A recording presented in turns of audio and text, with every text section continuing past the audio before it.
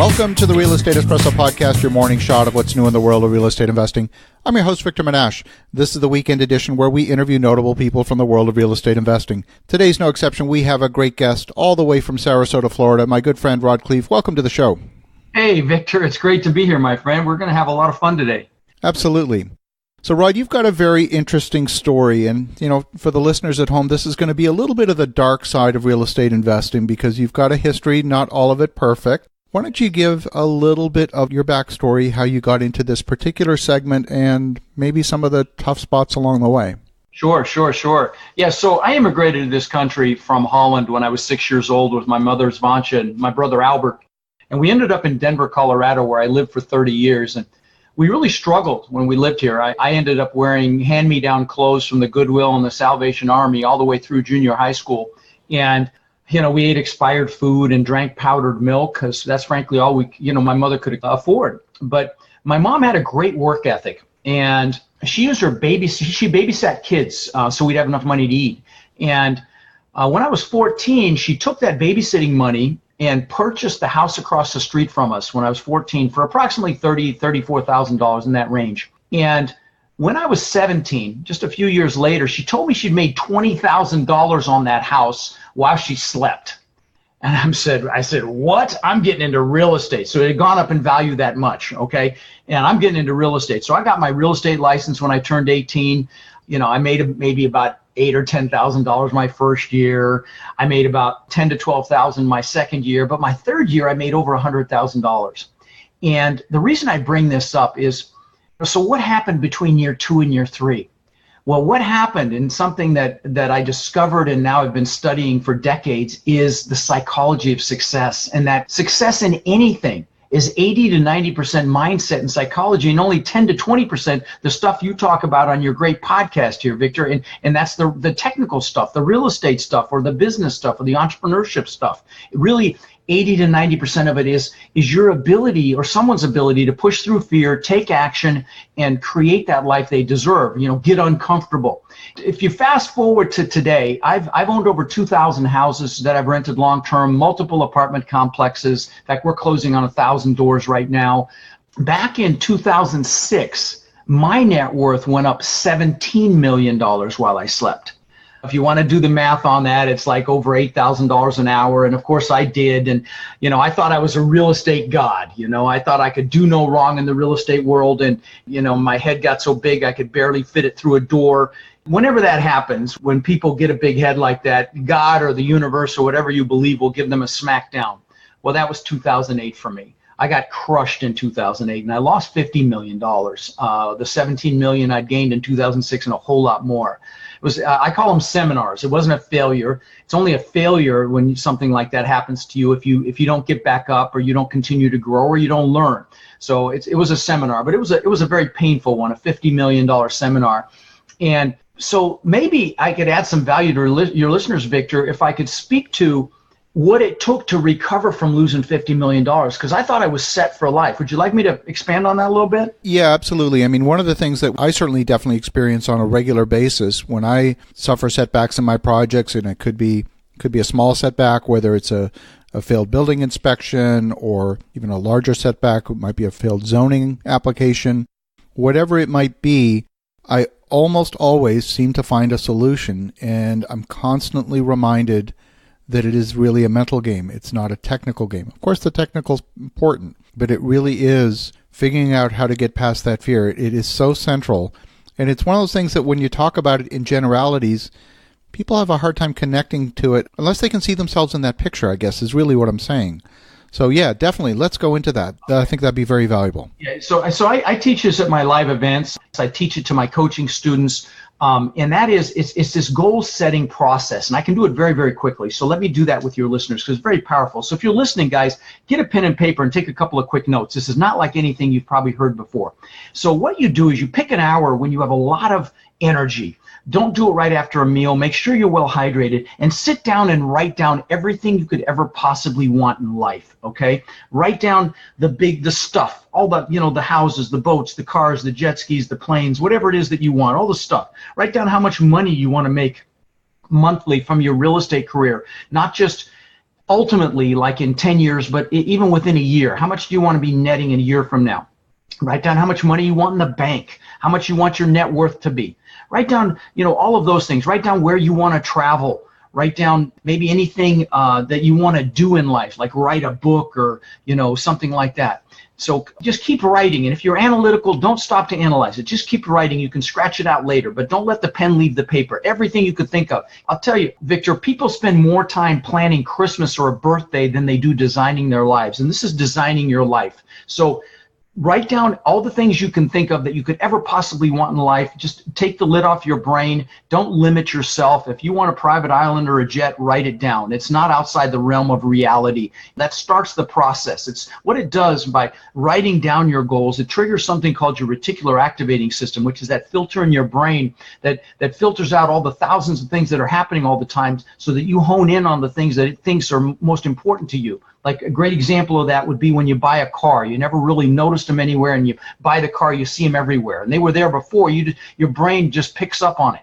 So write down everything you could think of. When you can't think of another thing, then take it another step further and write down everything you want to learn. So write down, maybe you want to learn a foreign language. Me, I want to learn how to fly a helicopter. I also want to learn how to play the drums. But what do you want to learn? Write that down. Then write down everyone you want to help or everything you want to help, what you're going to stand for. I bought my parents a house. I bought them a car. I took them on cruises. Who do you want to do something for? Maybe it's your family. Maybe it's your community. Whatever it is, write that down. Then this is everything you want to do, be, or have. It's not just the stuff. It's like a life plan, a life mission. And then once you're done with that, it's not real until it's measurable. So the next step is put a number by each goal, which is how many years it's going to take you to accomplish it. Put a 1, a 3, a 5, a 10, or even a 20, the number of years. Remembering that as human beings, we will overestimate what we can accomplish in a year and massively underestimate what we can do in a decade. So keep that in mind. But don't overthink this either. Just put a number down. Just best guess what you think it'll take. Then once you're done with that, pick your number one goal, the juiciest goal that if you got this goal would be like, oh my God, this is incredible. That goal, pick that goal. And if there's a handful of them that are similarly exciting, just pick one of them. It won't matter for what we're going to do next. So pick the number one goal, then pick your top 3 one-year goals. Okay, so you've got a total of 4 goals. Take those and put them on a separate sheet of paper. And we've just got a couple more steps here. Then put the goal will drive you. It will push you. But I'm going to share something with you in a minute to help you realize that the happiness doesn't come from the goals. It comes from progress. The goal will drive you, but it's the why that'll really drive you. So write down why it's an absolute must for you to achieve each one of those goals. So, for example, so I can show my wife or husband what success looks like. So I can retire my wife or husband. So I can show my children what success looks like. And use emotionally charged words. Words are very powerful. Words have the ability to drive us, like amazing, unbelievable. Write down so we can do whatever we want, whenever we want, go wherever we want, bring whoever we want. Whatever it is for you, write it down. The why, because the why is the fuel. All of this is the fuel. What I'm describing here is what I had to do to get past losing $50 million, and frankly, what I had to do to get there in the first place. I'm going to give you a couple more pieces here. So write down why it's an absolute must underneath each goal for you to achieve it. It's not a should, it is an absolute must. Then the second piece is put some pain in there, because we, as human beings, we will do more to avoid pain than gain pleasure. So write down what happens if you don't achieve the goal. And make it painful so I don't feel like a failure, so I don't fail at life, so I don't fail my children, so I don't fail my wife, so I don't live a life of regret. Make it painful, again, because we will do more to avoid pain than gain pleasure. So use that to propel you, to push you, to get you past your fear and your limiting beliefs and get you uncomfortable, because you're going to have to be a little uncomfortable to accomplish things that you want in life. I mean, it's okay, it's worth it. But this is the fuel that will do that. So then once you've got your whys written down, then the last piece is you must get pictures of your goals. Let me give you some quick examples of how I've used this. I didn't realize even what it was I was doing. Back when I was 18 and I got my real estate license, I got a 4-door car. I got this bone ugly Ford Granada, this 4-door Granada that I thought I had to have so I could show people houses. And it was so ugly. But I worked with a guy that had a Corvette, and I just thought that was the most amazing thing I'd ever seen. And he let me drive it, which is a real important component here, that experiential piece. If there's something you want in life, experience it as much as you can. Go test drive the car, go do open houses on the type of houses that you want, whatever it is, try to experience as much of it as you can. So he let me test drive it. I went to a magazine, this is way before the internet, and I got a picture out of a magazine of a Corvette, and I put it on the visor of this ugly 4-door Granada, and within a year or two I had a beautiful red Corvette. I want to give you a couple more examples, but what I want to do is I want to pre-frame this by saying this may sound like I'm bragging, and I'm not, because the things I'm going to share with you now don't even interest me anymore, but they're great for illustrative purposes. So this was back at the time when the TV show Magnum PI was out, and it was it kind of dates me, but there was an actor named Tom Selleck, and he drove this beautiful red Ferrari 308. I remember it well. You remember it, yeah. And I thought that was the most amazing car I'd ever seen. Except he was so tall that he had to sit with the roof panels out. Those cars were small. Yeah, I didn't know it at the time, but I actually went and test drove one. I was too big for it. But I had a picture of that actual car, and I put it on the visor of my Corvette. Within a year or two, I had a Maserati look just like it. Last example, car example again. I'm the guy that always wanted a Lamborghini. I mean, I had the posters in my bedroom, the Lamborghini Countach with the bikini girls washing the car, yeah, all of that. I had all of that. What's interesting is my son was 9 years old, and he collected exotic models of cars. He had about 30 of them. He had a model of the exact same color and style Lamborghini that I ended up buying, which I ultimately wrecked, but we won't go there. But these, get pictures of your goals. In my office where I'm talking to you now, I've got pictures of the things that are important to me now. Guys, do not underestimate the power of having these things in your peripheral and triggering your reticular activating system. And I'll give you one last example, and it relates to the goal setting, so it's relevant. And that is, you know, I always wanted to live on the beach, okay? I lived in Denver. There's no beach in Denver. So I had pictures of palm trees. I knew I was going to live on the beach one day. And I literally dreamt about this and visualized it for 20 years. I finally ended up building this incredible mansion on the beach. $8 million house, 10,000 square feet, 3 stories. I mean, waterfall from the second floor into the pool, beach on one side. I had my boathouses on the back side. It was called a Gulf to Bay. I mean, this house was magnificent.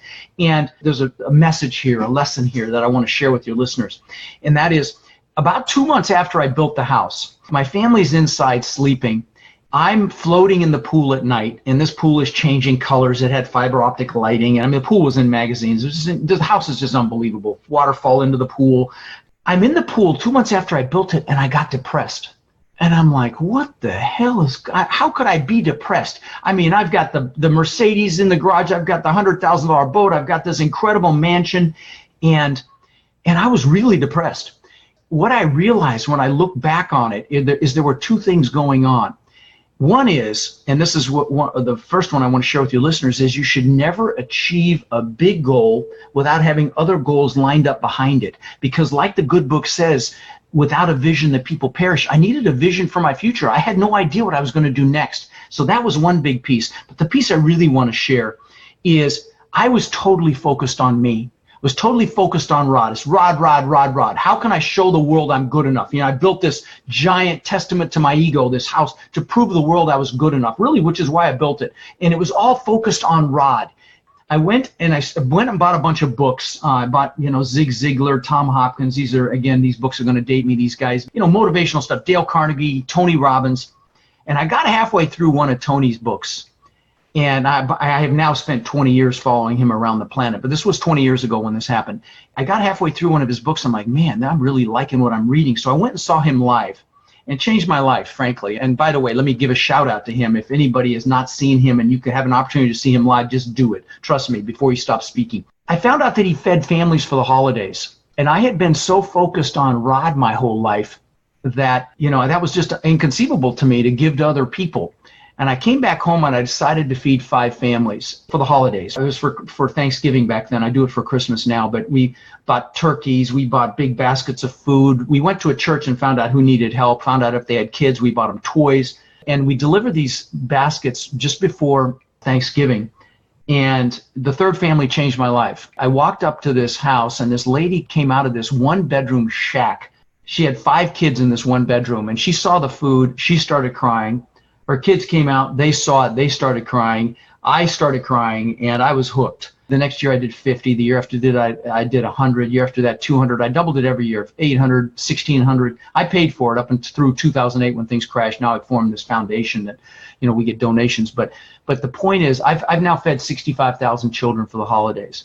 I've now done over 10,000 backpacks filled with school supplies to local kids, so they don't even have the basic necessities for school. I've done over 10,000 teddy bears to local police departments for officers to keep in their vehicles when they encounter a child that's been traumatized. And it has been my greatest gift in life. So I want to invite your listeners. They don't have to do anything as grandiose as I just said, but I interview people on my podcast, Lifetime Cash Flow Podcast, and I've interviewed a billionaire on there. I've interviewed mega millionaires. And sometimes you can tell when it's someone that's super successful, but they're unfulfilled. There's a difference between success and fulfillment. Tony Robbins calls it the science of achievement versus the art of fulfillment.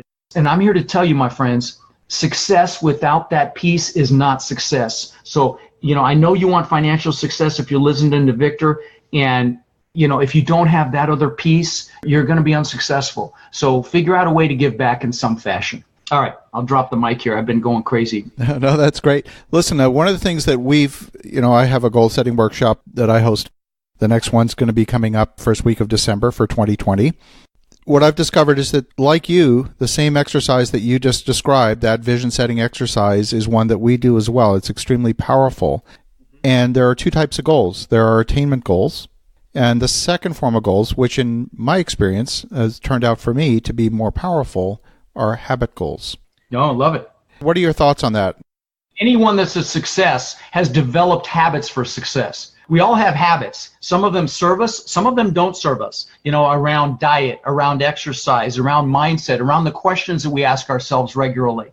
You need to develop successful habits. Maybe it's morning routines. I do a morning routine every morning where I'll sit and I'll do gratitude for the amazing things in my life. My beautiful bride.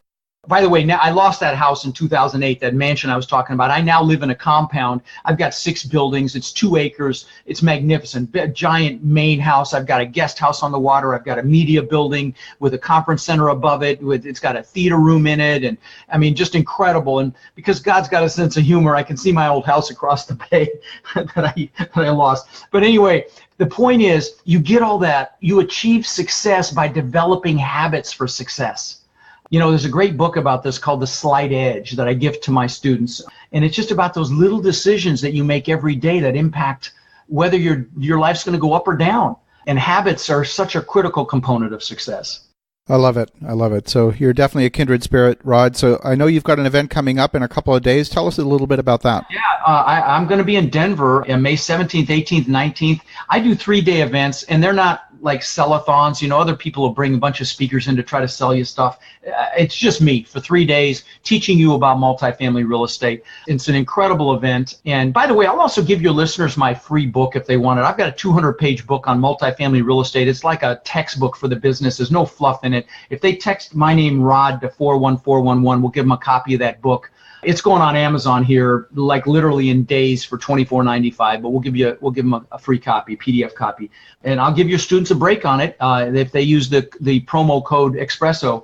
I love that name, by the way. That's an awesome name for your podcast. But it's quite an event, and it's drinking through a fire hose because it is all content. It's not like teasing you. It's everything you need to know about multifamily. But I also go into mindset. I do that goal setting, a much more expanded version of what I just did on the call with you. We talk about, limiting beliefs and pushing through fear and the importance of gratitude and just all these things that are relative, these foundational areas of your life that impact everything, your relationships, your business success, your mission and purpose in life, all of that stuff that's frankly more important than the real estate. We get into all of that. I've got a Facebook group, by the way, with like 26,000 people in it around multifamily real estate. And I invite your listeners to check it out. It's called the Multifamily. If you go to multifamilycommunity.com, it's a direct link to that Facebook group. But if you go in that group, we'll approve you. It takes like about 24 hours. And you put in the word boot camp. See what people have said. There are hundreds, maybe probably over 1,000 testimonials in there from people that have gone to my boot camp that unsolicitedly talk about how amazing it is. And I learn every time I go. It's just a gift that I'm able to do that. But this Denver one's going to be huge. And we network. I'll probably have about $2 billion on stage on Saturday evening in a Q&A panel that goes well into the evening. We put a cash bar in the room. It's just a blast. So we have a lot of fun, Victor. That's awesome. You come one of these days. Absolutely. And I'm actually part of your Facebook group, and I can tell you it's a very active group. There's a lot of people, a lot of members adding value, providing comments when questions come up. So definitely go out and join the Facebook group. It's a very active community where there's, I think, a lot of resources and folks that are willing to participate. So that's awesome. And you know what? Since you mentioned the Denver group for your break, they should actually go to rodsbootcamp.com and put in that promo code if they want to come. And I don't know if it's $100 off or what it is that you get, but it's a pretty significant break. Yes. I mean, the tickets aren't that much anyway. Okay, you know, we're talking $200-300. You can come see me for 3 days. It's kind of a no-brainer. So if you can make it, Denver is United's hub, so you can pretty much nonstop from anywhere. Would love to see you. I love it. So definitely reach out to Rod at rodsbootcamp.com. Put in the discount code ESPRESSO, just like Real Estate Espresso, with an ESPRESSO for $100 off your tickets. Rod, great to connect with you again. Awesome. Enjoyed it a lot. Thanks for having me. It was a lot of fun. Thank you, Rod. For the listeners at home, have an awesome rest of your weekend. Go make some great things happen. We'll talk to you again tomorrow.